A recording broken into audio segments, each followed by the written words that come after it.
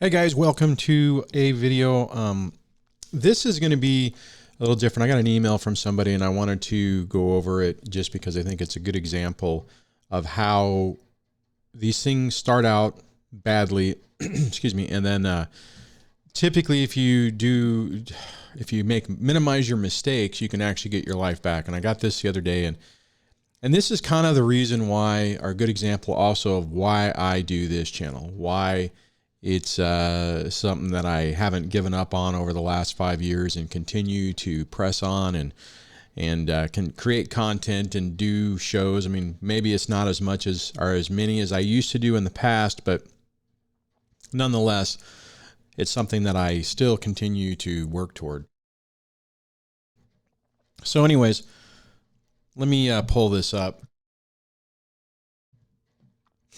All right, let me hit the right button here. So this comes from a longtime subscriber who has been fairly dormant on it. And I'll just start it out, and it says, "Hey Duane, my name is Redacted and I have been a silent listener for about 4 years now. I got divorced about 6 years ago and it was the darkest and most difficult time of my life. I want you to know that many of those days I would go on YouTube and just listen to you talk. It was really like therapy for me. You calmed me down a bit and helped me get through all the negative thinking, the heavy cloud that was raining on me at the time." And I just want to say, I mean, this is kind of what he's just hitting right now is really one of the reasons that I created this channel. That because I remember those dark days for me, and there wasn't really a lot of resources out there, and especially talking about the specifics of this type of situation. Sure, I found a couple of things where they were talking about just, dealing with narcissistic people or narcissistic ex-girlfriends, but nothing in the realm of, child custody and all that stuff. So it says, continues on to say, throughout the last 6 years, my ex had physical custody of my 2 boys, and we were assigned a co-parenting counselor who was instrumental in keeping my ex in check. Now I'll just pause there for a moment. A lot of times it's risky on that, because if your ex is able to sway that counselor or gal or whatever it happens to be, then you're kind of in it could make it worse. But oftentimes, if you measure your approach, you measure how you interact with them, you keep it focused on the facts, a toxic narcissistic ex is going to expose themselves, and it's going to become readily apparent rather quickly what's really going on. So last year I decided to begin the process, I'm continuing reading, of taking my ex back to court for shared physical custody, and I am so pleased to say that as of April, I am now considered an equal. See, and this is another example of just perseverance. If you can just keep plugging along, not make mistakes. The problem is so often people get so angry, so frustrated that they don't see the end, they don't see the end game happening in a way that works out for them. And then they make mistakes, which ultimately kind of turns it into a self-fulfilling prophecy, where the thing that you were worried about happening ultimately happens. For this guy, he was able to stay the course, muscle through it, and then go back and get 50-50 custody. One thing that I've noticed, maybe not in every area around the world or in the United States, but it appears to me that most places, if you push for 50-50, unless you screw up, you're ultimately going to get it. Now, it should be that way from the beginning, and then it should be like, okay, 50-50, and then if there are screw ups, then you change it. But having to beat your head against the wall to try to get it 50-50 is annoying. However, like with this guy, he was able to do it ultimately and get it changed. And actually, I would say a few years ago, most of the time, whenever custody was set, if you went back to try to change it and there was, not extenuating circumstances or a change in circumstances, oftentimes they would, in the old days, they would be like, well, you got every other weekend, you agreed with that, nothing's really changed, so we're not changing it. It looks like now that if you push for 50-50, most of the time they're going to go for it. Now, the thing to remember on that, let me just pause on this for a second, is remember, if you think that you're going to get 100% custody and that, you're going to be the primary caregiver and the other person is saying, hey, I want to be more involved, don't just assume that the court system is going to say, no, this was the primary caregiver. And I say that because this is now happening to both men and women. Obviously, excuse me, obviously it happens more. It happens, gosh darn it. It happens more to men where they get, less time, but it is starting to be more equal opportunity emotional abuse in that regard. So my point on that is if you're thinking that you're going to just knock it out of the park and get full custody and control everything, you might for a while, but if the other person really fights back on it, it's probably not going to happen. And then the flip side to it is, and then you have so much animosity and everything built up that it just makes it a huge mess.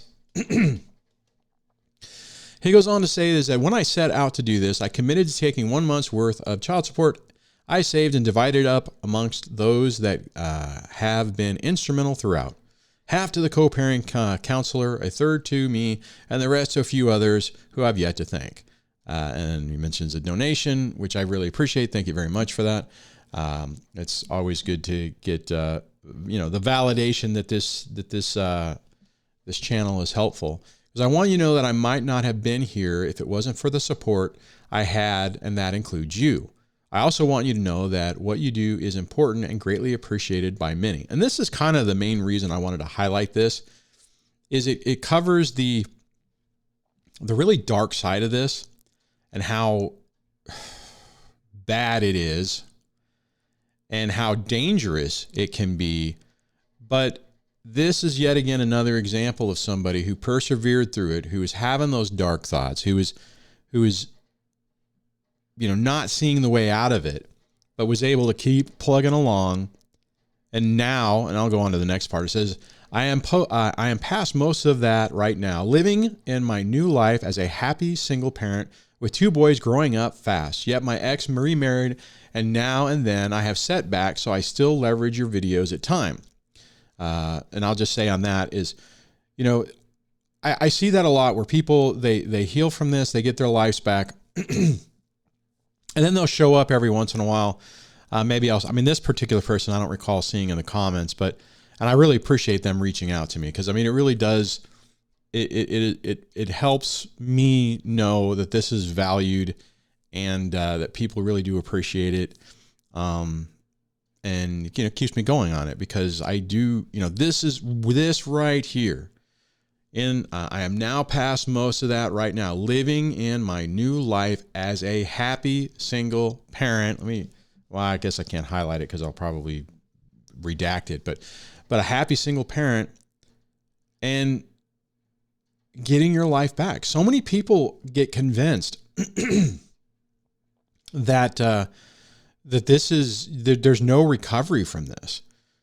Now, I've talked about this in the past. Sure, it's not going to be the way you anticipated. It's going to be different, but it doesn't mean that you can't get to the other side of this and have a better life. And I think that's one of the interesting things about